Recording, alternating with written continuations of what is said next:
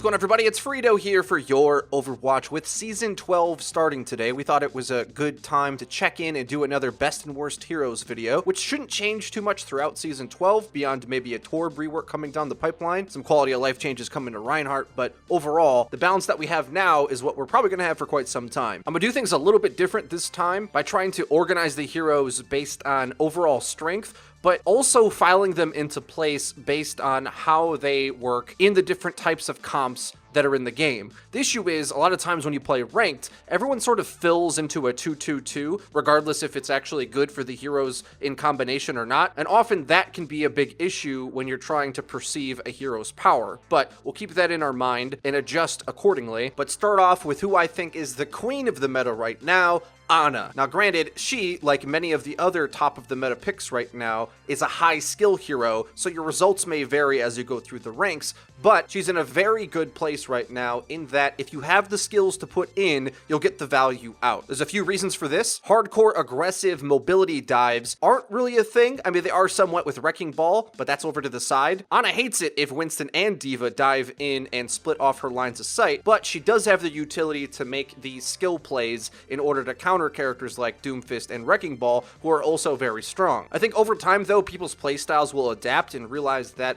it's actually not best to go right at the Ana a lot of times. It's better to use your bubble as Winston to zone her out and block her line of sight and section off and focus something a little bit closer to your side of the team fight. That's how people are going to be countering Ana in the future, but I think it's going to take some time because we're still seeing a lot of Rein Zarya in the mix, and I honestly think they're very clearly worse than the dive tanks are right now. Hammond, Winston, and D.Va can utterly style on Reinhardt and Zarya as they counter Ana better and synergize with Ana better, in my opinion, because they have the mobility to make use of Nano Boost and get bailed out with the big burst of extra health. Reinhardt and Zarya can get out positioned if they don't have a Lucio to speed them around, whereas Ana's range support abilities can hit them much easier. Now, there's a big asterisk on this one as well, because Wrecking Ball is very difficult to play, but I think you'll find, even against the very frustrating to play against Brigitte, Hammond is one of the few characters that can knock into her, pile drive her up, and actually dive her as a tank and see success. Which brings us to the Shield Maiden.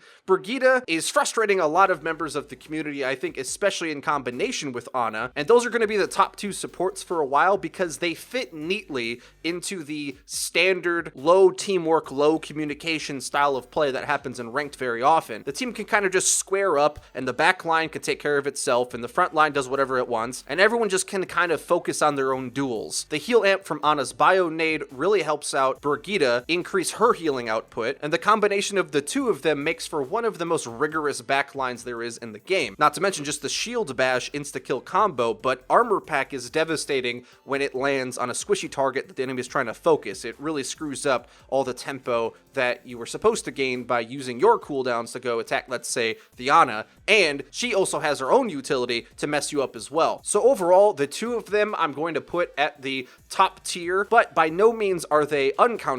It's just going to take a little bit more teamwork than I think most people would like to use. Playing with your own Ana to bio-nade the Brigitte marks her for death, but one step further, I think Lucio Zen is going to be making a major comeback. It might take for the pros to utilize them before it becomes popular in ranked, but if you go full old school dive comp against Brigitte Ana, you speed in your team fast enough to be able to either outposition the Brigitte or overwhelm targets, and it just amps up your ability to do damage so much more than I think people realize. When there's a discorded target out on the field, and you speed into position and focus fire, which is way easier to do when you have speed amp, because everyone can move at the same pace and target the same things, Brigitte is no problem. Mark her with Discord, and a Wrecking Ball can initiate onto her, and in fact, old school Lucio Zen dive comps with the added wrinkle of Wrecking Ball actually kind of hard counters any Zarya, Rein, Brigitte, Ana setup. However, you may want to consider using Winston as well in order to use the bubble to block Ana's line of sight. And he can zap Brigitte down through her shield and win the duel if she's marked by Discord Orb. It's really that combination of support utility to be able to counter Brigitte, but we can talk about that more as the season goes on. Mercy and Moira are where you'd expect them to be. I wouldn't say they're at the elite tier. Moira, of course, is a staple in the GOATS comp, which I think is really getting some steam in matchmaking play, perhaps to the annoyance of some. And Mercy, although providing a bit less than she used to, if you look to make opportunities to take risks and then have them erased with res, that's where she's going to start looking good. I think you have to play a bit more active, get value out of aggressive play, and then res, then you start to look really on top against any of these other types of play. But if you try to play a bit too defensive nowadays, res even may not be enough to edge out some mid-fights as things are starting to get traded out, because, especially on a Brigitte, as they start to get set up, especially in the cases where Brigitte is using the DPS slot, it's unlikely that you're going to kill all 3 healers. So even resing into a man advantage, if the enemy have some positioning, typically they're already kind of set up in power positions that either get value out of their Ana, or the Zarya's at super high charge anyway, or the Brigitte standing there in your way. The game now, especially with the mid-fight capabilities of Ana and Brigitte, are more about getting those into place and countering them than simple man advantage res attrition will account for. Because if you fight them on their turf, and they're able to bio-nade up, heal themselves, brawl it out, nano and rally armor really are the great equalizer in order to swing back fights. And in fact, they're more powerful than just a single teammate coming back, unless they have a major ultimate that's going to make a difference. We'll get to the damage characters last because they are probably the most even, so we'll talk about the tanks now. I've already mentioned that Rein's Zarya is looking weaker and weaker day by day. I think the reason is, really, to fully actualize Zarya, I think it's gotta be in the GOATS comp or in a triple tank. Triple tank is really good. Whether it's the full GOATS or not, 3 tank will definitely get the job done, but just the 2 of them playing in a 2-2-2,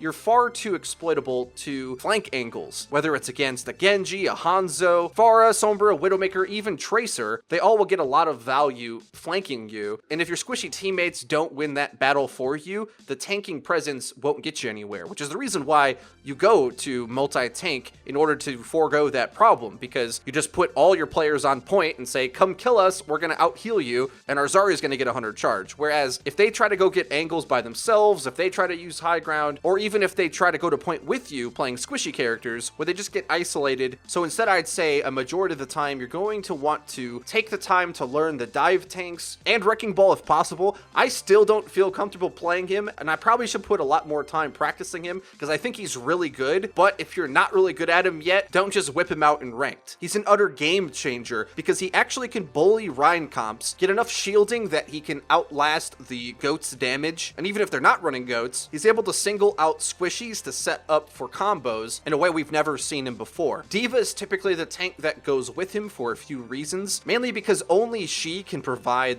the necessary amount of damage denial with defense matrix, catching important cooldowns that would be the doom of Wrecking Ball's initiations. So all things considered, Wrecking Ball actually does fill the main tank slot, but not in the way that I think most of the community has assumed the main tank position to be in the past. Usually if it's Orisa, Reinhardt, or Winston, that main tank slot is the main shield of the team, whereas instead, Wrecking Ball is more like an amped up Winston initiation tank. It's more to be the tip of the spear for your focus fire than to shield the team, which requires you to play in an entirely different way. You guys have to let me know in the comment section down below, has the Wrecking Ball play kind of caught on in matchmaking at the lower ranks? I haven't seen enough footage yet. You guys are going to have to send me in gameplays to youroverwatchplays@gmail.com for me to review how things are going in the ranks outside of the ones that I play at. Obviously, I see both ends of the spectrum with Wrecking Ball play. Sometimes he's an absolute feeder, and other times he's like taking over the game, and the team has no idea what to do against it. I suspect that as the season goes on, we're going to see that develop as players improve at the character, but also as players learn how to play around not having a shield, really, and your main tank being a all-in initiation tool. It requires you to play a lot differently, and I even could see a triple DPS Wrecking Ball comp be quite strong, using permanent invis Sombra to do your scouting for you to get perfect initiations off anyway. Because if the damage starts flanking and starts splitting the attention of the enemy, it's a lot easier for that Wrecking Ball to come in.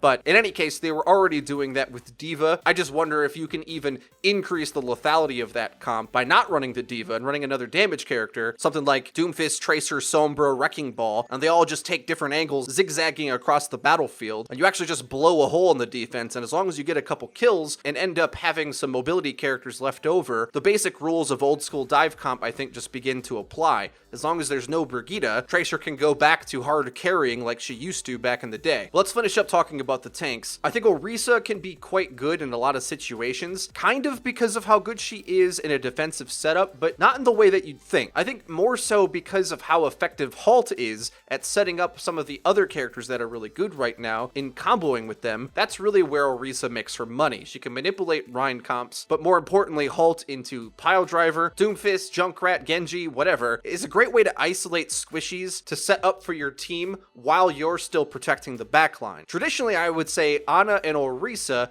don't really go together because Ana sees a lot of value pumping a lot of healing out, and Orisa avoids damage at all costs. However, Orisa also is one of the best ways to just straight up hold the line to create a bunker angle for Ana to play out of. And then Ana can take more time to heal her squishy teammates, if you have the aim to do so, of course, and go for aggressive bio nades to deny healing from the enemy team, and that's even more powerful. But more times than not, I think learning to play Winston or Hammond is going to be the better bet overall. One problem that she does have is that I don't feel like she does much against Wrecking Ball. I mean, yes, she can blast him away with her weapon and CC him. The problem is she can't easily reposition to deal with the type of initiation he brings. He can fling himself miles into the sky and come crashing down, and at that point, I just don't think you're getting much value out of the Orisa pick overall if the enemy is playing Wrecking Ball that well. Oddly enough, I think Reinhardt fares quite decent against Wrecking Ball, as when he comes in, he's kind of predictable to get a pin off. They often aren't playing a main shield. You're probably gonna have a guaranteed shatter oftentimes. Reinhardt's hammer, I think, is the best way in the entire game to quickly clear the Hammond mines, which, quick tip for you, they don't arm immediately, so you can actually destroy quite a lot of them before they're even lethal. So whereas if a Wrecking Ball drops mines on Orisa, she may not even get out of the minefield if he puts it directly on her, whereas Reinhardt can spin in 360s and use his hammer to clear out the majority of the minefield before they're even armed. Zarya and Hog, I think, are pretty confidently near the bottom of the list. Not in an unplayable state, but I think you should only be picking Hog to distinctly counter a specific hero and only stay on Hog if you're actually doing it well. So on paper, I think Roadhog counters Doomfist, but if you don't hook him every time and your hook percentage isn't high enough and you're spending way too much time healing yourself and running away, you might as well play another tank at that point. And one last note about Zarya, I think the Graviton nerf was too much, actually. A lot of people said that it was going to be a buff for Zarya. I think this season's really going to prove that the change overall wasn't worth it. You kept a bit more charge, but the grav radius feels tiny now, on top of the fact that Lucio's sound barrier got buffed, so now there's two big defensive ults that's going to protect you from a ton of follow-up in the grav anyway. I just don't really see it getting the value that it used to. But again, Zarya is the crucial component to have in either a 3-tank or a GOATS comp, because she's the only one that really brings the heavy lifting damage, especially as the fight progresses and frags get traded back and forth. Damage characters in Overwatch right now are about as balanced as you could imagine them to ever be. A few have moved up or down, and of course it's going to scale based on your rank. For example, I would say at lower ranks, I think Reaper is probably insane, because despite all of the powerful healing in the game, Reaper's damage on tanks can potentially even outdo a double pocket if he's headshotting a tank. His effectiveness falls off a bit though as you go up the ranks, because so many different other DPSs directly duel him so well and have the tools to outplay him that he's a bit harder to play. And then I would say on the inverse of this, Doomfist goes the other way, where I think Doomfist is outrageous at the highest ends of play, but is going to drop down in effectiveness, obviously, because he's so difficult. There's a big flex damage counter-picking metagame that revolves around a handful of characters that I would place in the top tier: Doomfist, Genji, Hanzo, Junkrat, McCree, Mei, and Widowmaker. I would all say are competitive a big percentage of the time. Most of the heroes I just mentioned have range burst, which is very important when playing up against Brigitte. There's a lot of nasty firepower at play here. Doomfist punches can one-shot Brigitte into a wall. You hit all of his abilities. He even can take down a tank, can threaten to dive the backline. And Genji, I think, is quite underrated overall. I think a lot of people assume against Brigitte he's unplayable, but working in tandem with another DPS who's getting targets injured, Genji has the opportunity that few other characters do in the game, in that he's very mobile, but he also has mid-range poke. So he can go off on flanking missions and start pressuring down from the backside and help make pincer attacks while still having enough burst damage to get the job done. Not as much as any of the others, but one of the best ultimates, and of course he pairs well with Ana and Nano Boost. But at this point, what doesn't? Really, any damage character who's in the fight committed is going to see increased effectiveness with the insta-heal of Nano Boost and the other benefits it brings. Soldier and Sombra, I would only advise picking in ranked in either a 3 DPS, subbing in for the flex tank, or swapping out for a support, because neither of them really do enough damage on their own in order to make the big impacts to compare to the standard 2-2-2 that everyone else is going to be playing. So in order to counter that, you kind of have to cheat away and create crossfires by either taking up a high ground position while the rest of your team engage elsewhere. Do that with Soldier, that can crack a lot of defenses. And as I've showed on the channel previously, Sombra, when played in a very flank heavy style where you're just swarming around the Zarya Rein, then she starts to look insane. The problem is when you try to expect either of these characters to go up against like a Reinhardt or Brigitte by themselves and they're just shooting shields all day, or even when you hack something, you don't really have the commitment to go in and kill it, they start to look really weak. Now, the pros can definitely use Sombra in the damage slot because their coordination is quite a bit better. Like, they get the infiltration, they commit to the hack, and then the Wrecking Ball or Doomfist comes in and cleans it up. If you're playing in a small group, you probably can do that, but in solo queue, it often works a bit better to have a more self-sustaining, individualistic playstyle where everyone kind of just spreads out crossfires and you try to call out targets the best you can, and then that actually starts to look scary. Because Soldier is one of the damage characters, just shooting at a shield all day to no avail, not very good. But that same thing, while the enemy is tied up with flankers zipping around in the backline, pulling attention towards them, the multi-DPS can make space for each other. That's where you'd want to run like a Lucio Zen, Tracer Soldier, Genji, Solo Tank, Winston, or even a Sombra or a Doomfist in there. Spread out, take map, and frag away. The last few characters we want to mention, builders. Torb is actually quite underrated right now, especially against Wrecking Ball and Doomfist. Because this new age dive comp doesn't have poke, as dive typically never did, the Torb turret can definitely get value, but he's not too great at dueling anything really by himself. Kind of have to play around that turret, so in that way I think he's got to take up one of the support slots, and as the dive comes in, you need to run away, not stand and commit to attempt for healing to bail you out, but win through positioning and let the turret farm up Molten Core. And if you win that first fight, going into subsequent fights with all the extra armor and whatnot, Torb can actually look really scary right now. Again, especially against Brigitte, there's just so many shields in the way that you can't really afford for him to be one of your damage characters. He doesn't break shield, and he doesn't flank a shield either. So if he's not swapping in for a support, you really are just going to get run over by Rein Zarya, which, as I said, I don't think is very good comp, but works in matchmaking a lot of times because people just don't pick the things that counter it. That's almost everybody. I kind of mentioned Tracer, and I'll just say I think you almost have to have a Zenyatta on your team to make her work. You really need the damage amp in order for the mobility to make sense. Most matchmaking players will probably be comfortable playing Ana Zen a lot of the time, so you can use that. But even better yet would be Lucio Zen and actually committing to the mobility play and have her and a Winston chase down Discord orbs for days. Tracers have been starting to learn how to outplay Brigitte. The only problem is she just takes forever to die. Like, you always can stay out of her range if you decide to as Tracer. You just don't really have the damage unless the Discord orb lands on her to reliably swing that duel into your favor. But once you do, I think you'll find that that's kind of the ticket in order to bring Tracer back into the game. But without that combination and setup, a lot of these other damage characters are going to be preferred. Last two now, Bastion and Symmetra, I think go hand in hand because there actually probably is a legit Bastion Symmetra comp that you could play if you got good at it. It's probably too difficult to play with randoms, I'll give you that, but if you and some buddies get coordinated with bouncing a Bastion around, I think you're going to be really surprised how good it is, especially against a GOATS comp.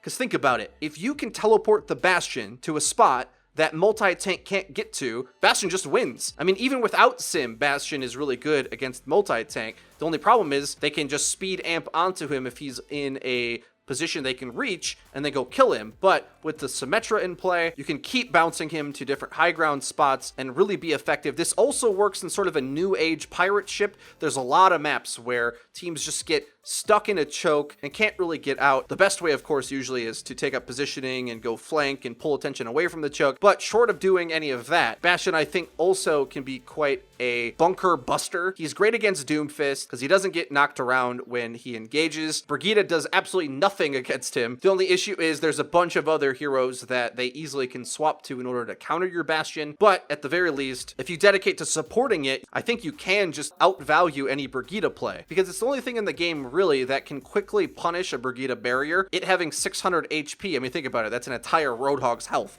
That tiny barrier can be quite difficult to focus down even when you're trying to because it's so small, but Bastion has the small cone of damage that's like perfect to do it in just a couple seconds, coupled with, of course, some sweet Orisa halts. Bastion is a lot better than you probably think. The last hero on the list I'm going to say is Pharah. I'm mentioning her last because I think you really have to be a specialist now to get her to work. If you do have a Mercy player, then I think Pharah can still be good. The only problem is there's just so many range damage characters that are good now, including Ana, that in solo queue I don't think she's very good unless you have some decent teamwork in synergizing with like Wrecking Ball initiations. If you have something to go in and engage together so that you're peaking with an engagement, I just don't think that happens enough in matchmaking to really warrant it. The problem is, at any point in the mid-fight, McCree, Soldier, Sombra, even Mei, Hanzo, any of them could just pop out in a spot that you didn't expect and delete you, either with hack or, in general, the big boon to range damage that everything got like a patch or so ago. She's still very good on maps that have really favorable skyboxes, like if there's buildings she can exploit, like Rialto First is a great example.